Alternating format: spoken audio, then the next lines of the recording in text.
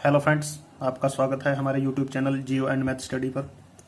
इसके अंदर हम साउथ वेस्ट मानसून का अध्ययन कर रहे थे। पिछली वीडियो के अंदर हमने अरेबियन सी ब्रांच का अध्ययन किया है और आज की वीडियो के अंदर हम बे ऑफ बंगाल ब्रांच की मानसून को देखेंगे।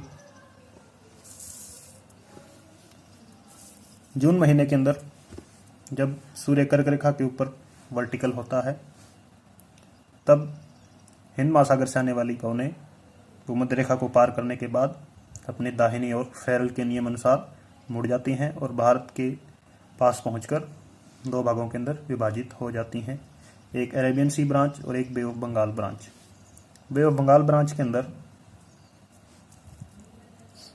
ये हवाएं साउथ वेस्ट जा रही हैं फेरल के नियम के मुताबिक और ट्रेड विंड्स आ रही हैं ऊपर से, तो दोनों की आमने सामने क्या है टक्कर होती है। उन्हीं के कारण साइक्लोन डेवलप होते हैं और ये साइक्लोन ट्रॉपिकल एरियाज़ के अंदर डेवलप होते हैं, इसलिए इनको ट्रॉपिकल साइक्लोन कहते हैं।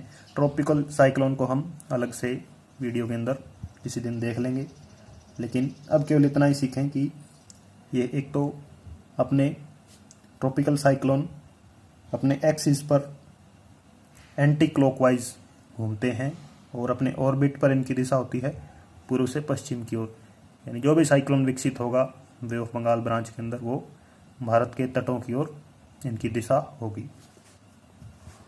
तो इन तटों पर अनेक पहाड़ियां हैं, उनसे टकराकर वर्षा होगी, लेकिन कहीं कहीं बीच में नदियों ने बहुत चौड़े घाट बनाए हैं, चौड़ी नदी घाटियां हैं। नदियों ने इरोजन के द्वारा काफ़ी ज़्यादा बड़े चौड़े घाट बनाए हैं। उन घाटियों के अंदर ये चक्रवाती हवाएं घुस जाती हैं। जैसे यहाँ देखें, कावेरी नदी की घाटी के अंदर हवाएं नदी से नमी लेती हुई बारिश करती हुई जा रही हैं और इधर से अरेबियन सी ब्रांच भी आ रही है। दोनों की मुलाकात होती है कहाँ पर? जो कावेरी नदी का उद्गम स्रोत है, जो कावेरी ताल, जो कि ब्रह्मगिरी पर्वत पर है, पर्वत के ऊपर जब दोनों तरफ की हवाएं मिलेंगी पर्वत के ऊपर तो क्लाउड ब्रस्ट होगा, जिसे क्या है बादल फटना कहते हैं। तो वहाँ पर भारी बरसात होगी, यानी कुछ ही मिनटों के अंदर काफ़ी बरसात हो जाती है। इसी तरह आगे कृष्णा नदी की घाटी के अंदर भी ये चक्रवात घुस जाता है तो महाबलेश्वर तक पहुँच जाता है। महाबलेश्वर की पहाड़ियों पे फिर वहीं इधर से कुछ पश्चिमी घाट से आ रही हवाएं मिलकर क्लाउड ब्रस्ट यानी बादल फट जाएगा। गोदावरी नदी की घाटी के अंदर भी लगभग 150 सेंटीमीटर तक की बारिश होती है। लेकिन ये चक्रवात क्या हैं, छोटे छोटे चक्रवात होते हैं, ज़्यादा नुकसान नहीं पहुंचाते। लेकिन महानदी घाटी के अंदर इनको एक लंबा रास्ता मिल जाता है पीछे से। तो यहाँ उड़ीसा के अंदर, उड़ीसा का जो हमारा राज्य है उसके अंदर सुपर साइक्लोन विकसित हो जाता है। इनकी स्पीड लगभग 200 किलोमीटर प्रति घंटा तक हो जाती है, जिससे कि यहाँ उड़ीसा के निकटवर्ती जिलों में और पश्चिम बंगाल के कुछ जिलों में भयंकर बरसात और तूफान आ जाते हैं सुपर साइक्लोन के द्वारा। फिर उड़ीसा में बारिश करने के बाद ये पहुँचते हैं छत्तीसगढ़ में भी 150 से 200 सेंटीमीटर तक काफ़ी बारिश होती है। और छत्तीसगढ़ का इलाका क्या है, तीन ओर से पहाड़ियों से घिरा हुआ इलाका है। वहाँ की भौगोलिक परिस्थितियाँ ऐसी हैं कि बारिश वहाँ खूब होती है, इसलिए छत्तीसगढ़ को धान का कटोरा, चावल का कटोरा भी कहते हैं। और मध्य प्रदेश से अलग हुआ है छत्तीसगढ़।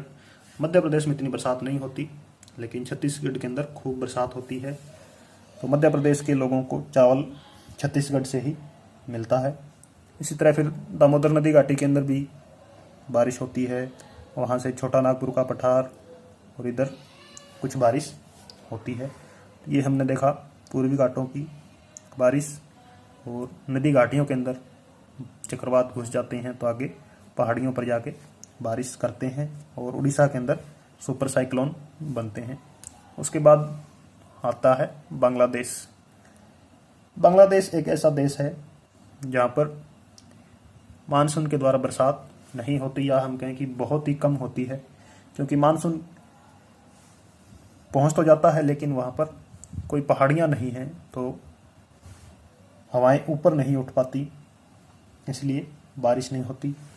लेकिन यहीं मेघालय के अंदर गारो, खासी और जैंतिया की पहाड़ियाँ हैं, जो कि खड़ी पहाड़ियाँ हैं बांग्लादेश के साथ, वहाँ खूब बारिश होती है।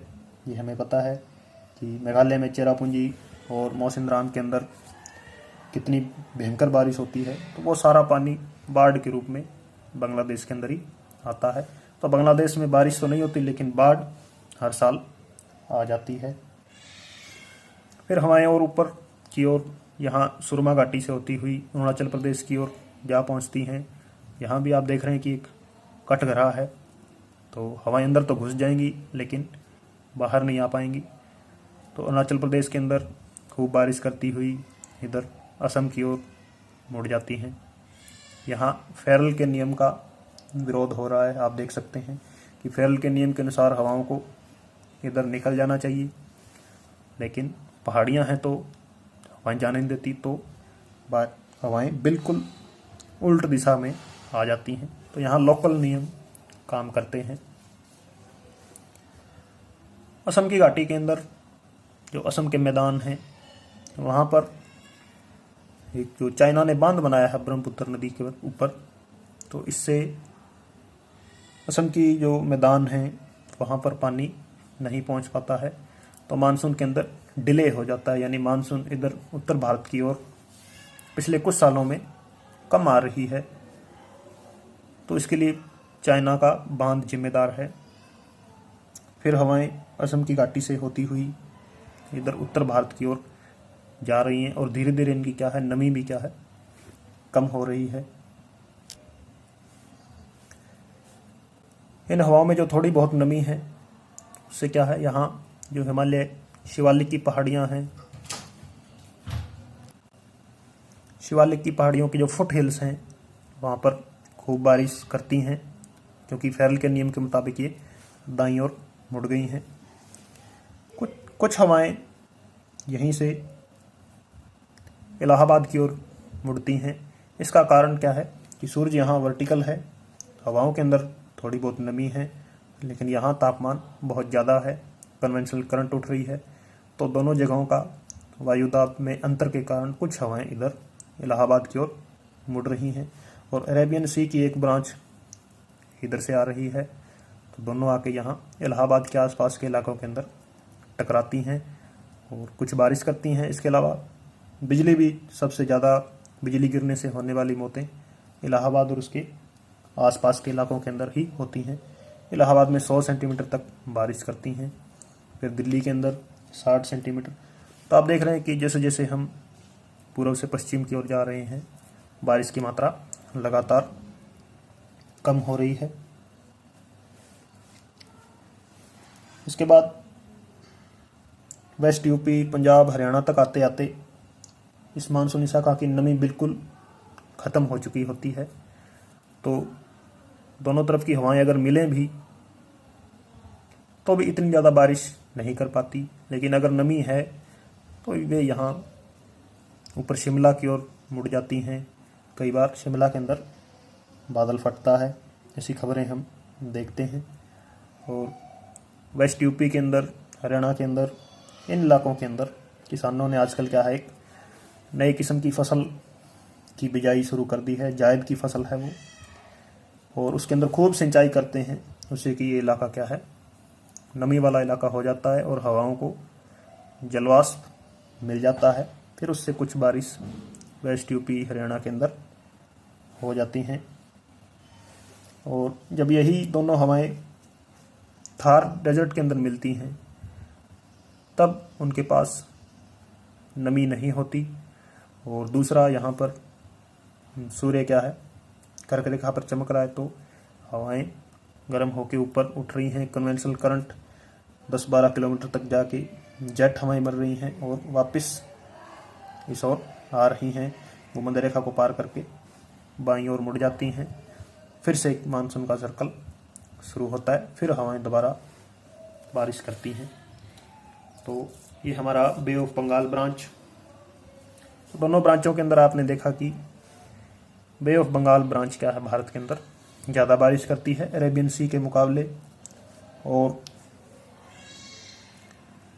यदि हम पश्चिमी घाट को देखें तो ये जो एक लाइन बन रही है, इधर सतपुड़ा, विंध्याचल से लेकर अरावली से लेकर ये आगे कैलाश पर्वत तक, तो ये क्या बन रहा है, एक जल विभाजक बन रहा है। इन सभी नदियों का पानी बे ऑफ बंगाल में गिरेगा और इधर वाली का अरेबियन सी के अंदर। तो ये आपका मानसून, इसको अच्छे से कवर करें। Thank you.